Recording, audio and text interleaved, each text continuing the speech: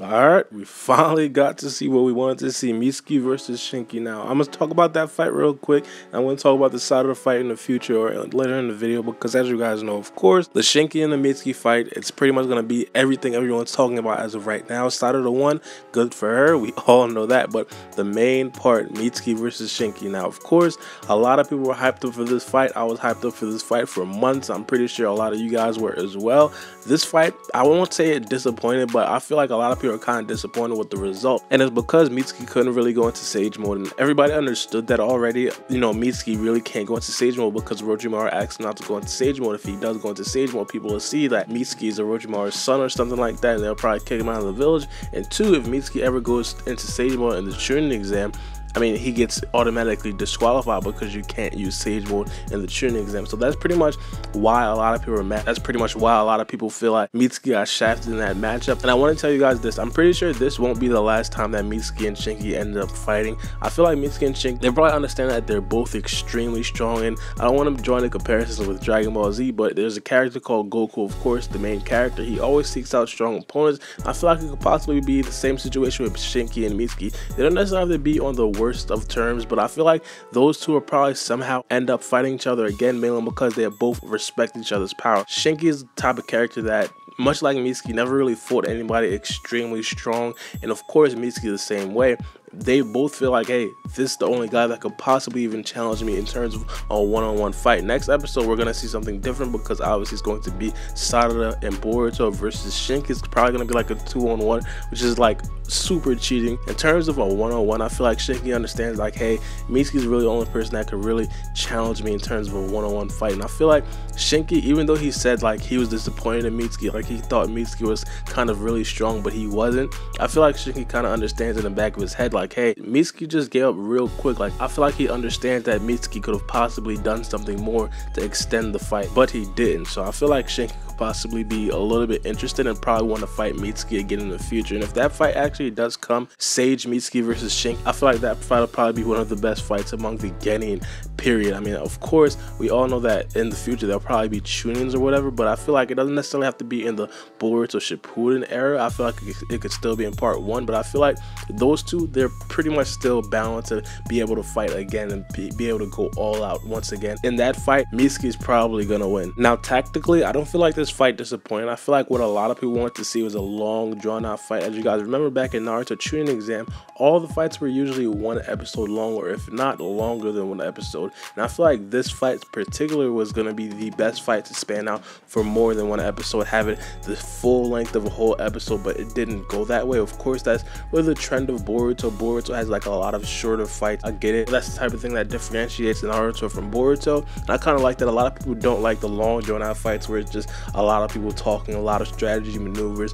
But then again, I feel like this fight with Mitsuki and Shinki, it did have like a lot of strategical moves, and I feel like it did show us what Mitsuki can do in terms of him being pushed to the limit in terms of just base form, because obviously we know Mitsuki can possibly open like a whole nother door if he does go into Sage mode and probably do a whole lot more jutsus. One thing I do have to say is that I feel like Mitsuki was really confident in terms of his ability to go into Sage mode and basically control that power. As you guys remember, back when we did see Mitsuki go into Sage mode at first, we didn't necessarily know if Mitsuki was able to control that power, how Mitsuki was going to do in terms of utilizing it effectively and efficiently. But it looks like Mitsuki is really confident in using that Sage mode. He's like, yo, if I could use Sage mode, I could probably beat this guy easy. We did get to see a lot more jutsu from Mitsuki in terms of him using the snakes. I feel like, of course, that does remind you a lot of Orochimaru. And one thing I'm really confused about is, like, if Mitsuki's kind of scared to tell everybody, like, hey, I'm the son of Orochimaru, I'm the son of the person that assassinated the 3rd Hokage. I mean, like, why would he use snakes? Why is no one realizing like, hey, this guy used snakes, he's like the son of Orochimaru or something like that? But hey, no one's asking questions. I'm not gonna ask questions either. But Mitsuki showed us a lot of maneuvers. Of course, Mitsuki does love to extend his arms, and also the snakes. It was kind of funny how Shinki thought it was just a magic trick, like, nah, he could just manifest these snakes like that. He's just like that. And one thing that I thought was interesting is the fact that Shinki uses iron, and because Shinki uses iron, I thought that iron would be able to conduct electricity, and I thought Mitsuki could have have used a lot more of his lightning style in that fight. And of course, Mitsuki did use his lightning style at one time, and it did look like it affected Shinki a little bit. But the thing about it is, in the preview, I feel like we kind of saw Shinki use the lightning style. So I don't think that would be effective, mainly because Shinki himself probably knows how to use the lightning style. I might be wrong, but we have to wait till the next episode to find out for sure. The one thing that Mitsuki did that I didn't even know which was possible was he stripped away Shinki's iron sand. Of course, this is like the first time we've seen Shinki's legs. Like, I didn't even know he had legs. I thought it was just a bunch of sand. I don't know, but we finally got to see Shinki's full body, and I feel like that's pretty much a feat in its own. I feel like Shinki's probably one of those guys where you never get to see his full body because the sand always covers him. Back in part 1 with Baara basically had a gorg around him. I don't really know how to pronounce that word, but it's basically a gorg, and he had all the sand inside. But in terms of Shinki, and I feel like this takes up a lot more chakra, he just has the iron sand just floating around his body, and I feel like that could possibly be a very helpful thing. But of course, it could have a very bad drawback in the fact where Shinki could possibly run out of chakra a lot quicker. Gaara's main weakness back then was his chakra. As you guys remember, they spoke about this when Gaara had his sand shell when he fought Rock Lee for the first time. They said that of course his body isn't really exposed, but that shell of sand takes up a lot of chakra, but his regular defense really took up no chakra. And I feel like Shinki's defense probably takes up a lot more chakra than Gaara's defense ever did, and I think that's probably one of Shinki's main weaknesses. In conclusion, I really like the fight. I like the fight scenes. Of course, I don't really like the outcome because I know Mitsuki in his full power could have probably destroyed Shinki. I only say destroyed Shinki because Mitsuki himself said he probably could have won. He didn't say I probably could have destroyed Shinki, so I'm gonna stick with Mitsuki's words. It'll probably have been a good fight if Mitsuki even did go into Sage mode. He'd probably beat him in my opinion. But going on to the next fight, of course, the first fight, which was Sarada versus Araya. Now this fight was a very interesting fight, mainly because we thought that Araya guy was pretty much invincible, and I don't think a lot of people called this, but Araya is a puppeteer. It was pretty interesting to see that this guy was really nervous, just like Metal Lee, and Metal Lee, of course, he kind of learned how to control it a little bit, but this guy Araya, like, he was a complete wreck with everybody seeing like, hey, there's that guy up there. He's not really the guy that's on the stage. But this episode gave us a lot of information in terms of power scaling for Sarada, because she did show us a couple of feats.